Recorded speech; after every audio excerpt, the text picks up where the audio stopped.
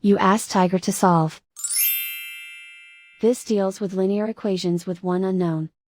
The final result is y equals 8. Let's solve it step by step.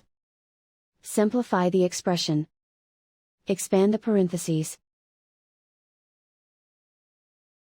Multiply the coefficients.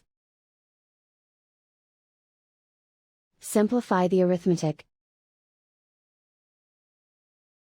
Expand the parentheses.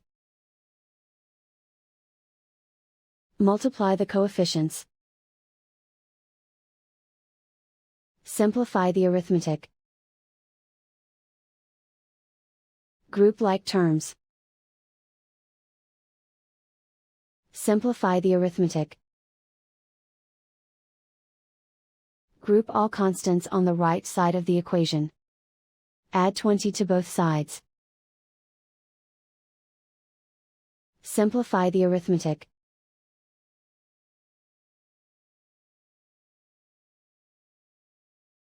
Isolate the y.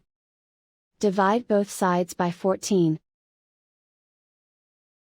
Simplify the fraction. Find the greatest common factor of the numerator and denominator. Factor out and cancel the greatest common factor. And so the final result is y equals 8.